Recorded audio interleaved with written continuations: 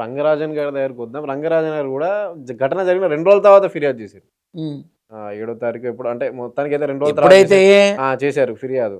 అంటే ఎందుకు ఆ గుడికే ఈయన వీరరాఘవరెడ్డి అది చేయడం అంటే ఇదేదన్నా అంటే అక్కడ ఆదాయం బాగుంటుందనా? లేకపోతే ఏంది ఇప్పుడు ఆయనను దీనిలో చేరమని చెప్పడం? అంటే ఆ గుడిని స్వాధీనం చేసుకునే కుట్రనా? లేకపోతే ఎందుకు అది?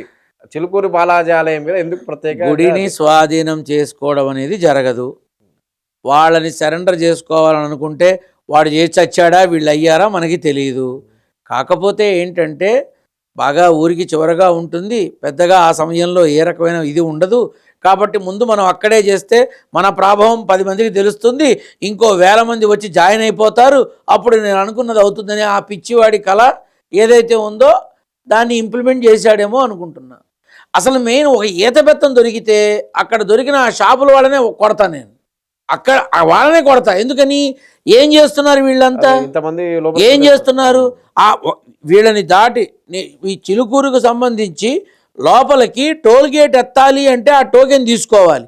కార్ అయినా బస్సు అయినా ఎవరైనా బండి అయినా అది ఆ టికెట్ ఇస్తేనే పంపిస్తారు.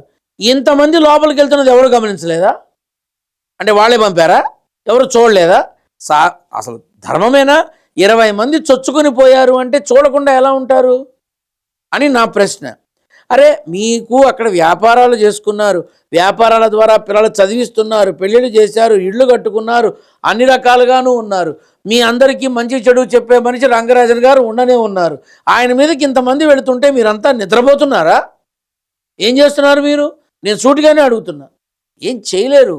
గతంలో ఇప్పుడు కొన్ని వీడియోలు కూడా వచ్చాయి. ఏంటంటే ఇప్పుడు ఎవరైతే వీరరాఘవరెడ్డి ఆర్మీ అని వచ్చారో వాళ్ళు అంతకంటే ముందే ఒకసారి వచ్చి ఆయన గురించి అడగడం, కలవాలని చెప్పడం ఆ వీడియోలు వచ్చాయి. తర్వాత అంటే ఒకసారి అయిపోయిన తర్వాత వచ్చారు. మరి అప్పుడే అడ్డుకునే ప్రయత్నం చేయలేదు ఎందుకని? నేను అదే అడుగుతున్నా.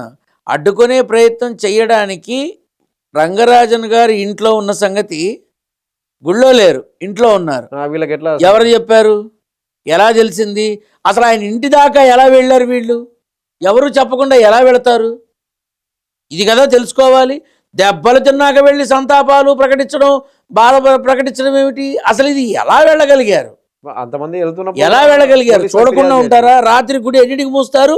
10-10:30 అవుతుంది అన్నీ సర్దుకుని వెళ్ళేసరికి. తెల్లారి బ్రహ్మ ముహూర్తంలో మళ్ళీ 3:30కి మొదలవుతాయి అన్నీ. ఈ మధ్యలో 10:30కి ఈ షాపులు కట్టేసేవాళ్ళు గంట పడుతుంది. మళ్ళీ పొద్దున్నే 4 గంటలకి షాపులు తీసేవాళ్ళు అక్కడ గంట పడుతుంది. అంటే ముందే వస్తారు. ఏమైపోయారు వీళ్ళంతా? 20 మంది అక్కడికి వెళ్ళి టోల్గేట్ అనే కర్ర దాటి ముందుకెళ్ళి ఎడం పక్కకి తిరిగి క్యూ లైన్లో ఉన్నటువంటి ప్రదేశంలోకి, ప్రాంగణంలోకి అనుసరించి అక్కడి నుంచి ఒక చిన్న గుమ్మం ఉంటుంది. ఆ గుమ్మంలో నుంచి లోపలికి వెళ్ళి అవతల వైపు ఎడం పక్కకి వెళ్తే తప్ప రంగరాజన్ ఇల్లు లేదు. ఇదంతా దాటేంత వరకు కామ్గా ఎందుకున్నారు? వాళ్ళకి ఏదో నేరుగా ఎంట్రీ వచ్చినట్టుగా వెళ్ళిపోయారు. ఎందుకున్నారు కామ్గా? అక్కడ కెమెరాలు ఉంటాయిగా, సీసీ కెమెరాలు అన్నీ తెలుసా. ఎవరో ఒకళ్ళు చూస్తూ ఉండాలిగా. ఈ నల్ల డ్రెస్సులు వేసుకుని ఎవరు అంటే ఎందుకు మాట్లాడాలా? సో ఈ విషయంలో ఏంటంటే తిలాపాపం తలా పిడికెడు. ఎవరి తప్పుందో మనకు తెలియదు. నా కళ్ళు చూడలేదు, నా చెవులు వినలేదు, కాబట్టి నేను ఒకరి మీద నింద వెయ్యను.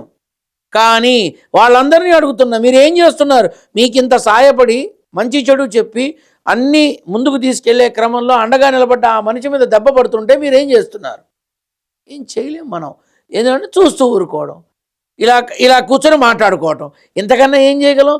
ఎవరన్నా అర్చక సమాఖ్య కానీ, వైష్ణవ సమాఖ్య కానీ, బ్రాహ్మణ సమాఖ్య కానీ, అఖిల భారత బ్రాహ్మణ సమాఖ్య కానీ, తెలంగాణ రాష్ట్ర సమాఖ్య కానీ మొన్ననే చెప్పే ఐందవ శంకరాభంలో మాట్లాడారు కదా.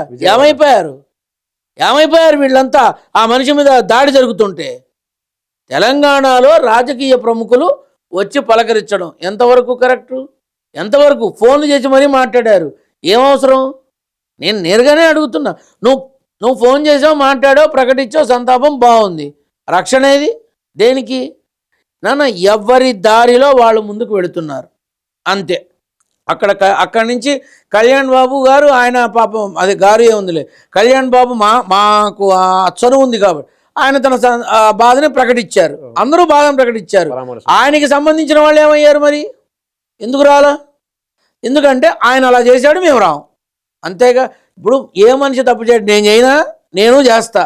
కానీ కష్టం వచ్చినప్పుడు నీకు నాకు 190 ఉండొచ్చు, కానీ ఇంకొకడు వచ్చి మనల్ని కదిలిస్తున్నప్పుడు ఏకతాటి మీద నిలబడాలి. ఆ ఐకమత్యం మనకి ఉండి చావలేదు కాబట్టే మనకి దౌర్భాగ్యం.